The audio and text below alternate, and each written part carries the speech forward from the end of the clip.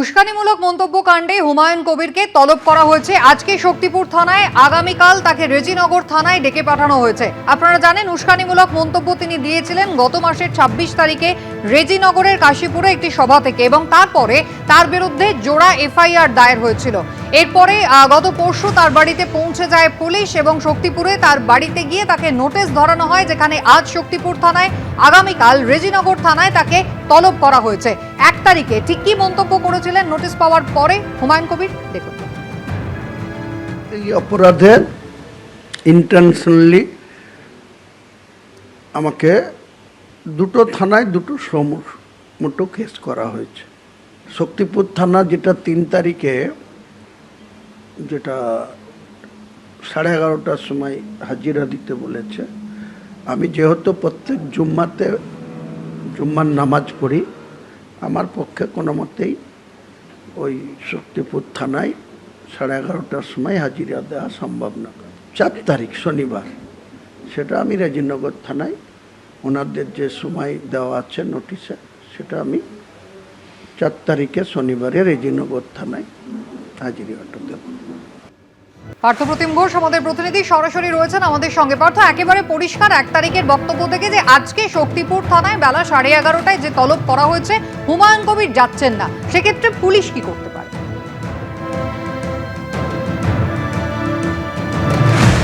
দেখো, হুমায়ুন কবির তার বিরুদ্ধে কিন্তু এই যে মামলাটি হয়েছে, সেই মামলা হচ্ছে ২৭শে জুন মামলা হয়। দুটি থানায় মামলা হয়, একটা হচ্ছে শক্তিপুর থানা, একটা হচ্ছে রেজিনগর থানা। এই মামলায় তুমি দেখেছো নিশ্চয়ই যে ইতিমধ্যে হুমায়ুন কবিরের বিরুদ্ধে যে ধারায় মামলা হয়েছে, তাতে কিন্তু জামিন অযোগ্য ধারা রয়েছে। ইতিমধ্যে এই দুটি থানার যে মামলা, তাতে ৩ জনকে পুলিশ গ্রেপ্তার পর্যন্ত করেছে, যারা হচ্ছে এই যে সভা দুটো হয়েছিল, একটা শক্তিপুর একটা রেজিনগর, সেই সভায় হচ্ছে যারা গোটা বিষয়টা আয়োজক ছিলেন, তাদের গ্রেপ্তার পর্যন্ত করা হয়েছে। গত মঙ্গলবার দিন হুমায়ুন কবিরের বাড়িতে গিয়ে একবারে নোটিশ দিয়ে আসে পুলিশ, এবং আজকে শক্তিপুর থানায় তাকে তলব করা হয়েছে। হুমায়ুন কবির তিনি বারবার করে বলছেন যে আজকে শক্তিপুর থানায় তিনি যাবেন না। এখন দেখার বিষয়, শক্তিপুর থানার পুলিশ যদি হুমায়ুন কবির না যায়, সকাল 11টার সময় হুমায়ুন কবিরকে ডাকা হয়েছে, আর মাত্র 1.5 ঘন্টার সময় বাকি রয়েছে, তাহলে পুলিশের পরবর্তী পদক্ষেপ কি হয়? হুমায়ুন কবির আদৌ যায় কি না? হুমায়ুন কবির জানিয়েছেন যে তিনি হচ্ছে শক্তিপুর থানায় আজকে যাবেন না। কালকে রেজিনগর থানায় তার দ্বিতীয় নোটিশে আবার তলব রয়েছে, সেইখানে কিন্তু তিনি যাবেন। এখন শক্তিপুর থানা এবং রেজিনগর থানা দুটো হচ্ছে পৃথক, আলাদা আলাদা মামলা হয়েছে। দুটোতেই হচ্ছে হুমায়ুন কবিরের বিরুদ্ধে একেবারে উস্কানিমূলক বক্তব্য থেকে শুরু করে, দুই গোষ্ঠীর মধ্যে বিভেদ দেওয়া থেকে শুরু করে, একেবারে শক্তিপুর থানায় পুলিশকে আঘাত করা বা সরকারি কর্মীকে কাজে বাধা দেওয়ার, হুমকি দেওয়ার মতো ধারা তাতে কিন্তু রয়েছে। এবং এক্ষেত্রে দেখার বিষয়, পুলিশকে তিনি হুমকি দিয়েছেন বলে অভিযোগ। একেবারে যে বক্তব্য তিনি রেখেছেন, সেই বক্তব্যের পরবর্তীকালে তোমার নিশ্চয়ই মনে আছে, বিধানসভায় মুখ্যমন্ত্রী শুভেন্দু অধিকারী তিনি একেবারে স্পষ্ট করে কিন্তু হুঁশিয়ারি দিয়েছিলেন হুমায়ুন কবিরকে, এবং তারপরে আমরা দেখেছিলাম তারপরে ১০০ নামে পুলিশ ৩ জনকে গ্রেপ্তার করে। এখন হুমায়ুন কবিরকে এই মামলায় তলব করা হয়েছে। সেই মামলায় হুমায়ুন কবির জানাচ্ছেন তিনি আজকে যাবেন না। দেখার বিষয়, তিনি যদি না যান, তাহলে পুলিশের পরবর্তী পদক্ষেপটাই বা কী হয়। এবং কালকে রেজিনগর থানাতেও কিন্তু দ্বিতীয় নোটিশে তার কিন্তু তলব রয়েছে, এবং দুটি থানাতেই ইতিমধ্যেই আবারও বলবো ৩ জনকে যারা আয়োজক ছিলেন তাদেরকে গ্রেপ্তার করা হয়েছে। এবং বক্তব্য রেখেছিলেন হুমায়ুন কবির। হুমায়ুন কবিরের ক্ষেত্রে পুলিশের কি পদক্ষেপ হয়, সেটাই এখন দেখার বিষয়। ধন্যবাদ।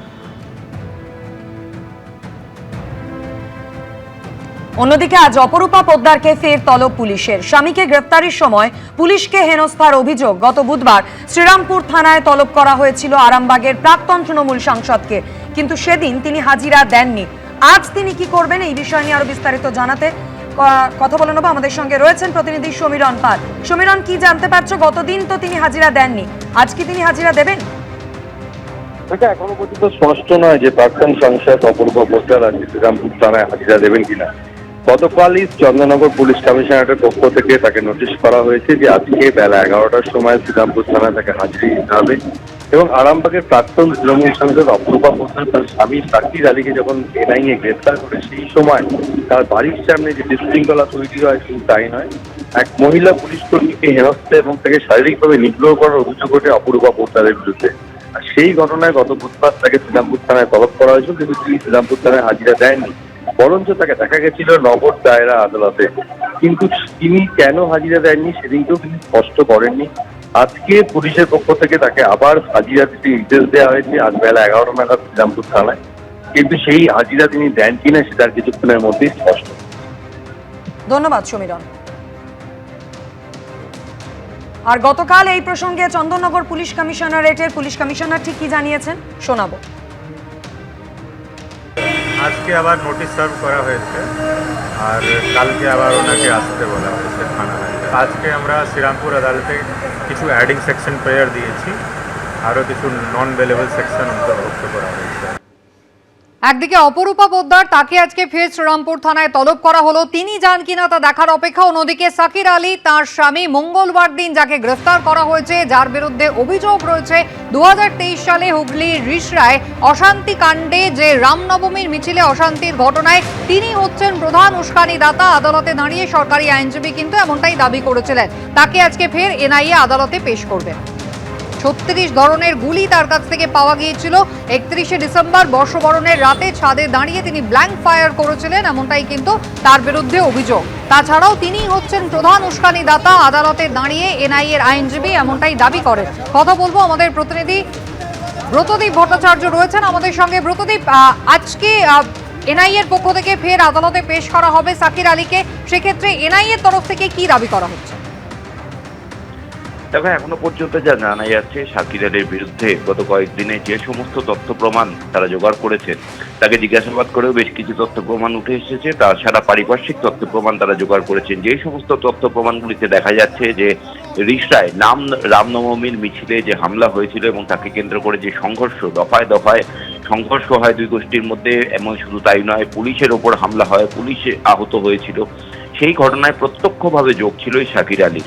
এনআইএর কাছে সেই সমস্ত তথ্য প্রমাণ এসছে এবং ইতিমধ্যেই তাকে গ্রেপ্তার করা হয়েছে। তুমি জানো, এর আগের দিন একেবারে কেন্দ্রীয় বাহিনী নিয়ে তার বাড়িতে গিয়ে প্রায় 5 ঘন্টা তাকে জিজ্ঞাসাবাদ করা হয় এবং যেটা এনআইএ সূত্রে জানা গেছে যে সমস্ত তথ্য প্রমাণ তারা আগেই জোগাড় করেছিলেন সেগুলোকে সামনে রেখে সাকির আলীকে প্রশ্ন করা হয়েছিল, কিন্তু 5 ঘন্টা জিজ্ঞাসাবাদে এনআইএর কোনো প্রশ্নেরই সদুত্তর তিনি দিতে পারেননি। তারপরে তাকে গ্রেপ্তার করা হয়। গ্রেপ্তার করার পর তাকে আবার জিজ্ঞাসাবাদ করা হয় এবং সেই জিজ্ঞাসাবাদে আরও বেশ কিছু তথ্য প্রমাণ এনআইএ তদন্তকারীদের হাতে উঠে এসেছে। তার পাশাপাশি ঘটনাস্থল থেকেও বেশ কিছু তথ্য প্রমাণ তারা জোগাড় করেছেন এবং আরও পারিপার্শ্বিক তথ্য প্রমাণ তারা জোগাড় করে আজকে সেগুলো আদালতের সামনে পেশ করবেন এবং আদালতের সামনে পেশ করেই তারা সওয়াল করবে সাকির আলীর বিরুদ্ধে। তার বিরুদ্ধে একদিকে যেমন ভারতীয় ন্যায় সংহিতা এবং একই সঙ্গে এক্সপ্লোসিভ সাবস্টেন্স অ্যাক্ট, সেই অ্যাক্টেও মামলা রুজু করা হয়েছে, অর্থাৎ বিস্ফোরক পদার্থ মজুদ রাখার জন্য তার বিরুদ্ধে মামলা রুজু করা হয়েছে। যে বোমাবাজি হয়েছিল, গুলি চালানোর অভিযোগ ছিল, সবকটি ক্ষেত্রেই কিন্তু এই সাকির আলীর প্রত্যক্ষ যোগাযোগ ছিল এবং তিনি ঘটনাস্থলে ছিলেন, এমনও কিছু তথ্য কিন্তু এনআইএর হাতে উঠে এসেছে। সেই সমস্ত তথ্যগুলোই আজকে আদালতের সামনে পেশ করে সাকির আলীর বিরুদ্ধে সওয়াল করবেন এনআইএর আইনজীবীরা। ব্রতদীপ, ধন্যবাদ। এবিপি আনন্দ, এগিয়ে থাকে, এগিয়ে রাখে।